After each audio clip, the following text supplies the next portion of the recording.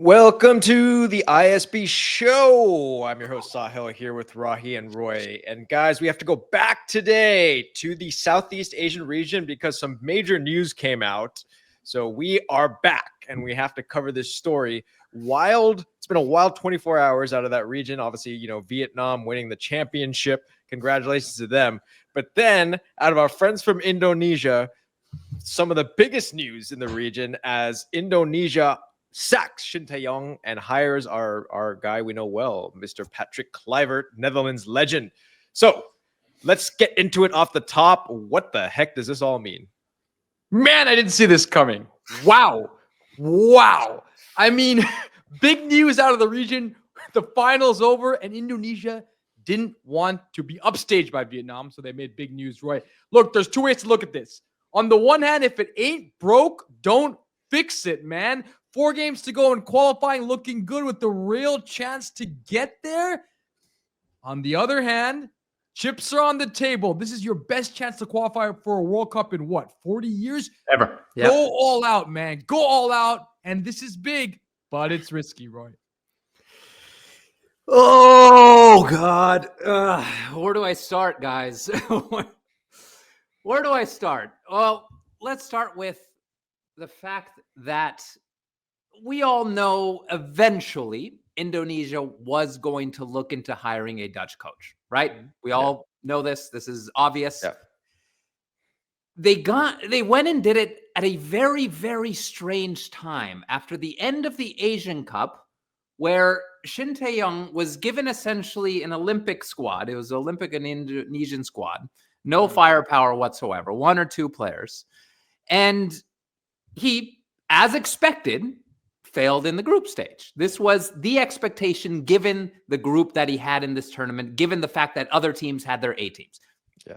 Okay, perfect. He's doing fine in qualifying. I understand the loss against China. I understand the loss against Bahrain.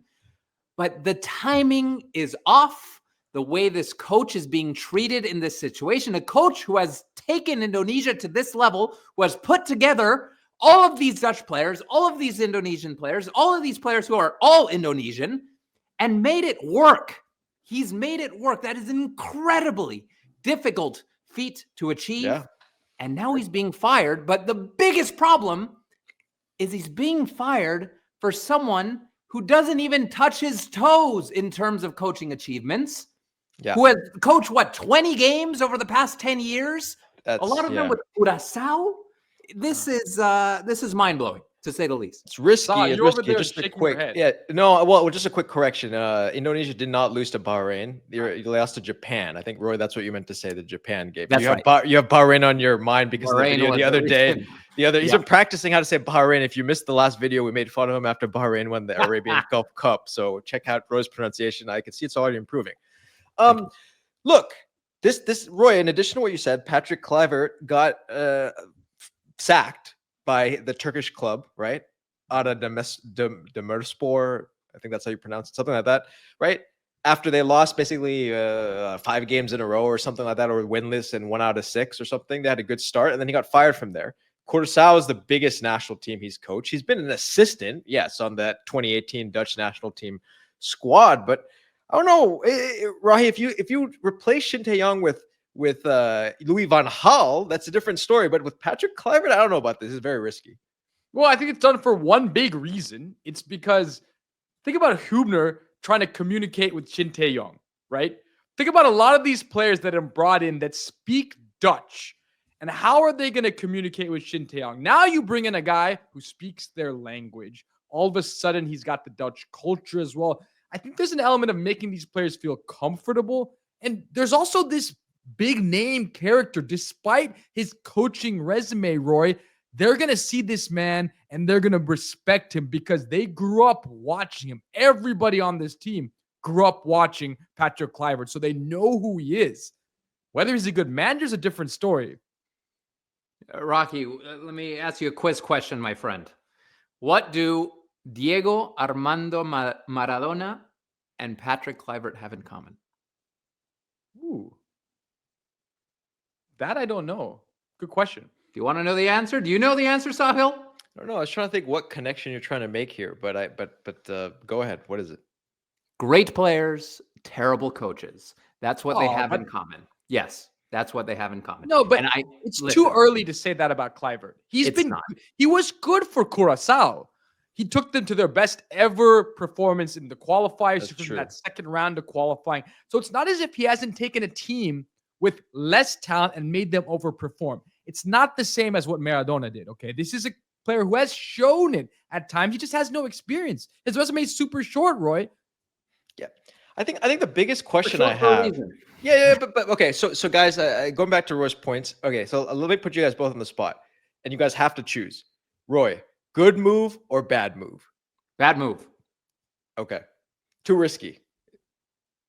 Right? That's your too risky. I understand why they're doing it. They're doing it because of Curaçao. That's why they're doing it. Look at Curaçao's roster. Curaçao's roster is very similar to Indonesia's roster. It's 80% players playing in the Dutch league, and most of these players were naturalized to play for the national team. So it's a very, very similar situation to what Indonesia has going on. He coached that team. He did well in the time he was there.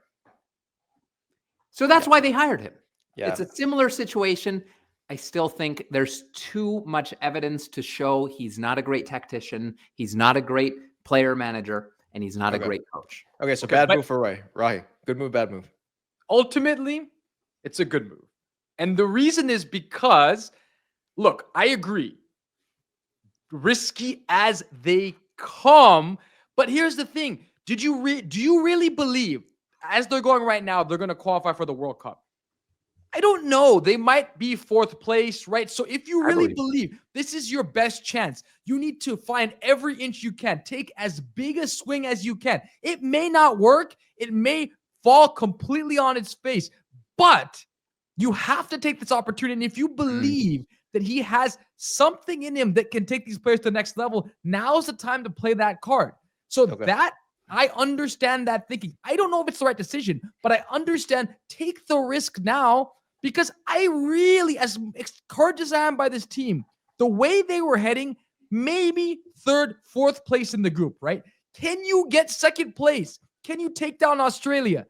I don't know. He's an unknown. Maybe with this manager, Roy, it's uncertain. Okay, so you guys got 1-on-1. I am gonna go. Ooh, this is hard, man. I went with Roy for the Asian Championship, and I lost with that pick. So I'm going with Rahi. I'll say it's a good move, but I do have the same reservations as Roy because Shin Tae-Yong did a good job, man. They came up the Saudi Arabia win. It's a very risky move. And we saw what happened with our good man, in India with the, who's Stimach, who's we were a fan of his as a player, comes to India, promises to get India to the third round, doesn't get there.